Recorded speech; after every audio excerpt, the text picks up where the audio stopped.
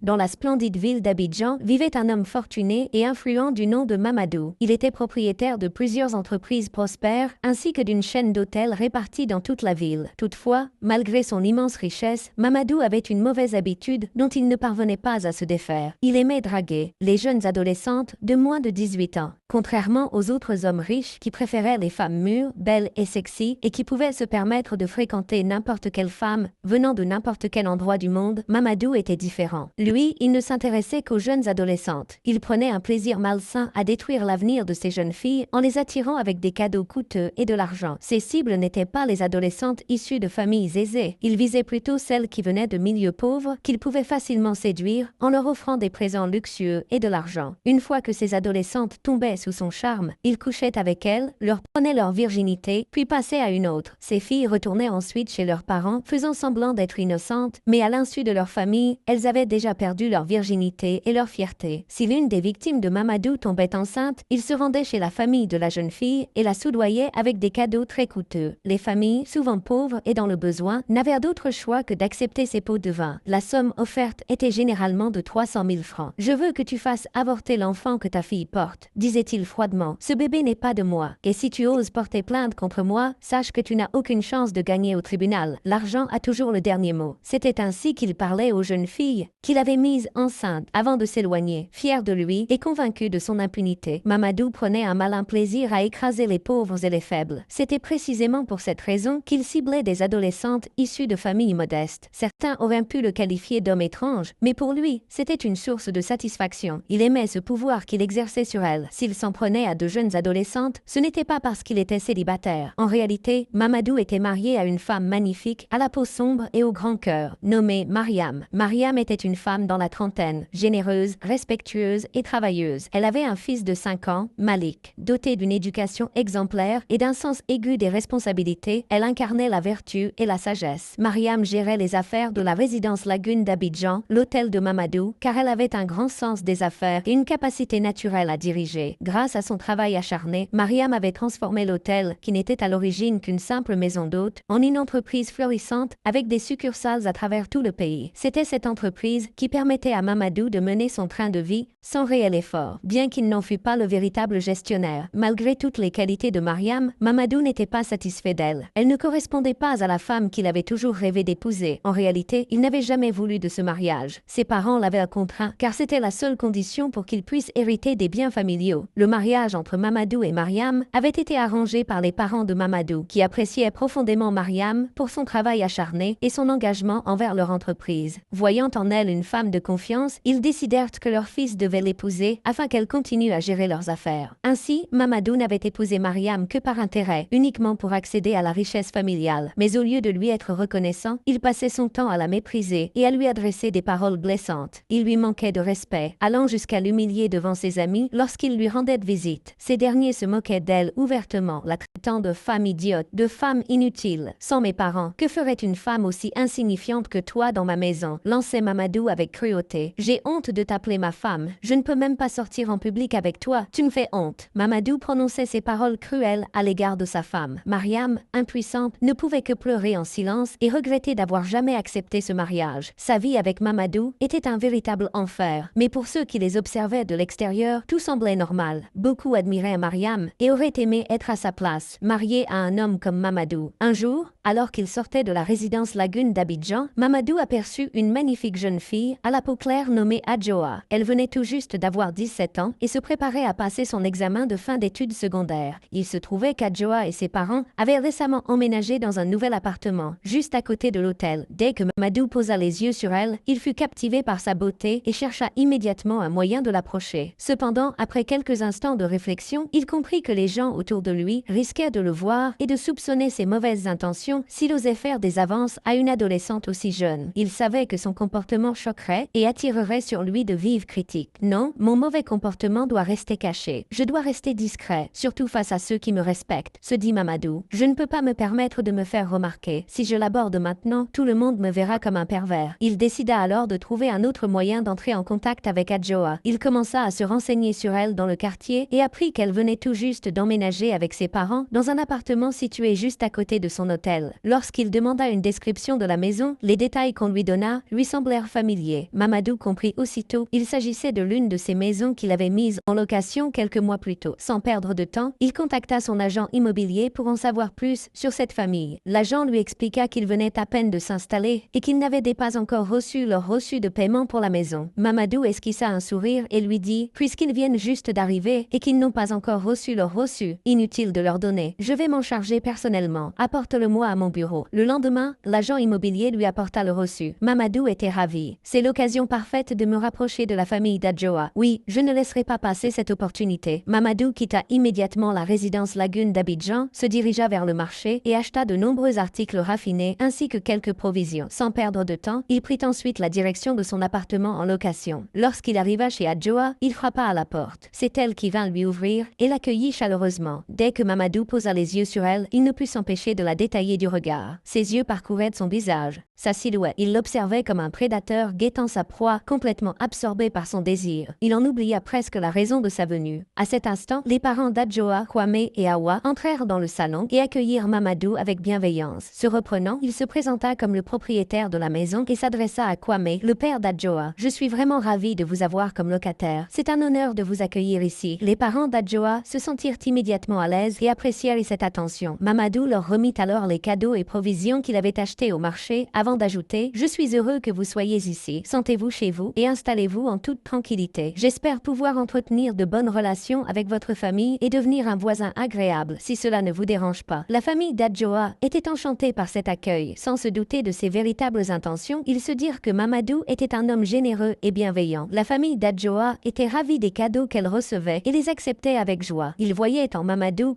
un propriétaire généreux et bienveillant, sans se douter qu'il cachait un plan secret et sinistre. Avec le temps, Mamadou s'installa progressivement dans leur quotidien. Il leur rendait fréquemment visite, apportant toujours de somptueux présents, des bijoux et des étoffes pour Awa, la mère d'Adjoa, et du vin pour Kwame, son père. Peu à peu, Mamadou devint un ami très proche de la famille. Pour renforcer leur confiance, il alla même jusqu'à leur présenter sa femme Mariam et son fils Malik. Cette rencontre rapprocha encore plus les deux familles, et jamais Kwame et Awa ne soupçonnèrent ses véritables intentions. Mamadou n'était pas seulement rusé, il était aussi un manipulateur hors pair. De son côté, Mariam se lia rapidement d'amitié avec Awa et cherchait souvent auprès d'elle des conseils sur la façon de gérer son mariage difficile avec Mamadou. Au fil du temps, la famille d'Adjoa devint son refuge. Lorsqu'elle partait en voyage d'affaires, elle leur confiait souvent Malik. Elle leur faisait entièrement confiance et les considérait comme sa propre famille. Chaque fois que Mamadou la battait, c'est chez eux qu'elle venait chercher du réconfort. Une nuit, une dispute éclata entre Mariam et Mamadou. La querelle dégénéra rapidement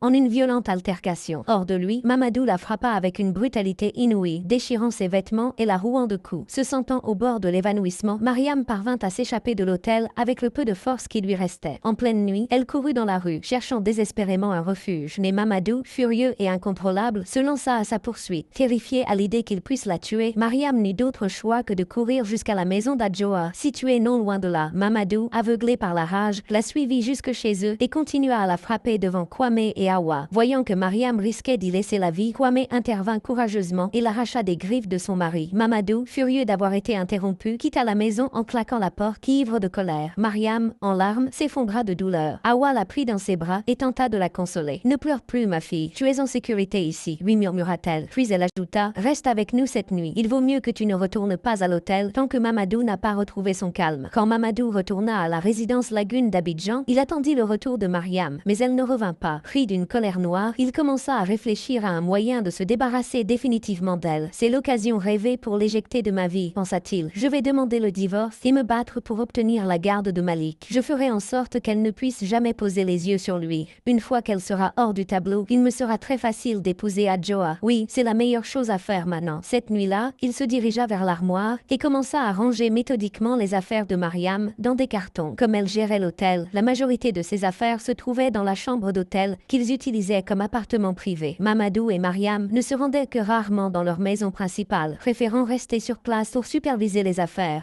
Ils n'y allaient que le week-end. Après avoir soigneusement emballé les affaires de Mariam et les avoir chargées dans le coffre de sa voiture, il se rendit à leur maison familiale. Il récupéra tout ce qui appartenait encore à Mariam et l'empila avec le reste de ses effets personnels. Cette nuit-là, il laissa Malik avec leur aide ménagère et transporta les affaires de Mariam jusqu'à la maison de la famille d'Adjoa. Sans honte ni remords, il débarqua chez eux en pleine nuit. Mariam, allons allongée sur un canapé dans le salon, sursauta en entendant de violents coups à la porte. Elle comprit immédiatement que c'était son mari et refusa d'ouvrir. Adjoa se précipita pour voir qui c'était. Dès qu'elle ouvrit, elle se retrouva face à un Mamadou furieux. « Hé, cette femme stupide, je ne veux plus jamais la voir, ni à l'hôtel ni dans ma maison », cria-t-il. « J'ai apporté toutes ses affaires, elles sont dehors. Elle peut partir d'ici et retourner chez son père. Ses services ne sont plus nécessaires. Elle est libre de s'en aller. » Mariam, en entendant ces paroles, sortit précipitamment et agrippa Mamadou par ses vêtements. « Et mon fils, où est Malik ?» cria-t-elle, des larmes aux yeux. « Tu sais qu'il est encore petit. Qui va s'occuper de lui? Qui pourra lui donner l'amour et les soins qu'une mère seule peut lui offrir? Ne lui enlève pas ça, je t'en prie. Je comprends que tu ne veuilles plus de moi, mais laisse-moi au moins partir avec mon fils. Je te promets que nous viendrons te voir chaque mois, mais je ne peux pas partir sans lui. Je t'en supplie, s'il te plaît,